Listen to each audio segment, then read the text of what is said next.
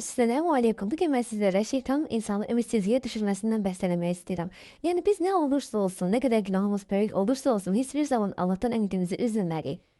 Hər daima bunu deməyi bacarmalıyıq ki, Allah mərhəmətlidir. Allahın hər şeyi gücü yetər. Allah məni yalnız qoymaz. Allah məni günahlarımla baş-başa qoymaz. Allah əgər istəsə məni bütün günahların içindən sökər alar. Yəni bir müsəlmana yaraşan davranış şəkli tamamilə bundan ibarətdir. Yoxsa ki, hə, Allah məni bağışlamayacaq, mən çox günahkaram, mən pis insanam deyə insanın özünü günahlandırması, ümitsizliyə düşməsi çox yanlış bir davranışdır. Onsuz da bir insan Rəbbini tanıyarsa, onun necə gözəlliklərin olduğunu, onun mərhəmətinin sonsuz olduğunu, hədsizləyən olduğunu bilərsə, onun belə bir sözlər dinləyinin heç bir ehtimalı yoxdur. Bunun en büyük şahidi de bizim özümüz yeri. Bir düşünün daha önce ne kadar səhvlər elədiniz, ne kadar günahlar elədiniz. Allah sizi hiç vaxt yalnız qoydu mu? Sizi yardımsız qoydu mu? Çarəsiz qoydu mu? Yox, qoymadı. Hətta bəzən olur ki, insan isə bir yanlış edir. Allah'a gedib dua edir, tövbə edir. Allah onun qəlbini fərahlıqla doldurur. Allah onun bütün işlərini yoluna qoyur. Yəni en büyük günah işlədiyimizdə belə, bir günah işlədiyimiz zaman belə Allah bizə bir mərhəmət eləyirsə, bizə yardım eləyirsə, biz niyə ondan ümidimizi üzməliyik ki? Bunu unutmayaq ki, Allah'tan ümidini ancaq kafirlər üzər.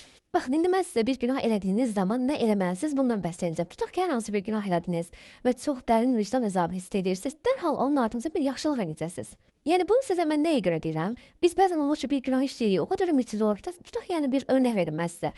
Məsələn, səhər namazına dura bilmirik, sabah namazına başlayalım ümitsizliyə düşməyə. Ay Allah, mən niyə beləyəm, mən niyə belə psixoloq, mən niyə bunu eləyəmirəm?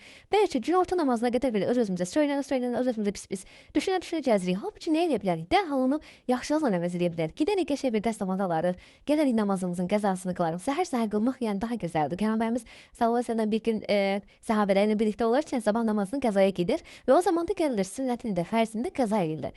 Yəni doyulma namazımızı qılarıq, ardınca gözəl zikirlər eləyərik, dualar eləyərik, Allahdan bağışlanma eləyərik. Hələ onun ardınca da qəşəng bir gözəl əməllər eləyə bilərik. Yəni bir günah elədiyiniz zaman çalışın onun ardınca dərhal savaba çevirin. Ümidsizliyə düşmək əvəzinə onu savaba çevirin. Baxın, şeytan ən böyük bir hilələrindən biri budur. Günah eləyən insanlar belə çox ümitsizliyə düşür. Belə mən nə olacaq, nə edəcəm? Yəni heç bir şey eləməyə qoymur. Bax, bir özünüz düşünün. Heç nə eləməyə qoymur. Ancaq ümitsizliyə salır ki, sən pissən, sən pis bir insansan, sən beləsən, sən eləsən, deyir və o bu yerdəcə insanı saxlayır. Halbuki insan ümitsizlik halından çıxsa, Allah için bir şeyler eləməyə çalışsa, o zaman hem günahlara bağışlanır, hem de ki özünü o pis haldan kurtarmış olur.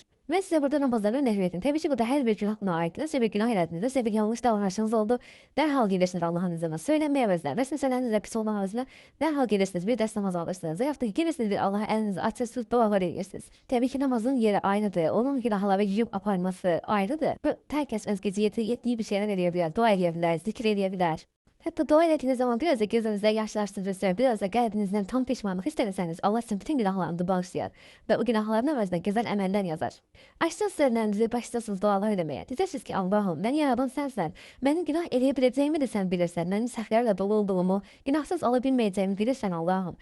Sən məni bağışla, sən mənə kömək ol. Qəlbindən keçənləri də bilirsən. Bilirsən ki, mən sənin üçün hər şey eləməyə hazıram, sənin ən gözəl qulun olmaq istəyirəm. Heç bir günah eləmək istəmirəm, amma ki, bacara bilmirəm. Yəni dediyim kimi heç vaxt əl çəkmək yoxdur, heç vaxt ümidsiz olmaq yoxdur. Ancaq Allah'a getmək var, Allah'a sığınmaq var, Allah'tan bağışlanma diləmək var. Allah'ı biz tanımalıyıq, bilməliyik. İnan ki, siz onu tanısanız heç vaxt pis olmazsınız. Yəni günah elədiyiniz zaman içinizdə bir ümid olar ki, mənim Rəbbim mərhəmətli, daha o məni buraxmaz.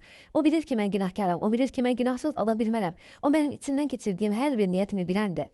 Ona görə bu dəfə də məni bağışlayacaq, bu dəfə də mənim günahımdan keçəcək. Bilirəm deyərək Allah'a hüsn zan eləməlidir, Allah haqqında gözəl düşünməlidir. Allah haqqında gözəl düşünəni Allah heç vaxt yanıltmaz. Yəni biz Allah'ı necə tanısaq, Allah bizə o cür davranır. Biz onu mərhəmətli bilsək, o bizə mərhəmətli davranar.